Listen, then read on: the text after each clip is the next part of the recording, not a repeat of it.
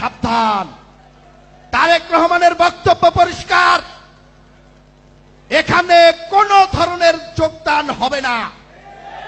22-17 বছর যখন লড়াই করতে পেরেছেন, এত ত্যাগ স্বীকার করে রাস্তায় দাঁড়িয়ে বুকে হাত দিয়ে লড়াই করতে পেরেছেন, পুলিশের চোখে আওয়ামী লীগের চোখে চোখ রেখে লড়াই করতে পেরেছেন, এখন নতুন করে বিএনপিতে নতুন কর্মীর কোনো প্রয়োজন নাই, এরাই যথেষ্ট।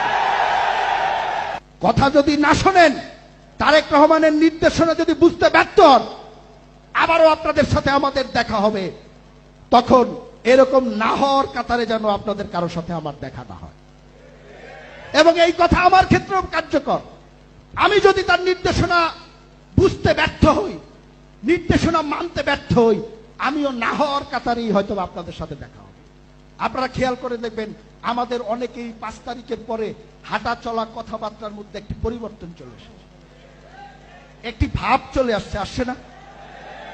অনেকেরই কিন্তু জামা কাপড়ের ঠিক নাই, কারো কলার উল্টে গেছে, কারো শার্টের বুতাম খুলে গেছে, কারো চশমা কপালে উঠে গেছে। কি ভাই ওঠে নাই?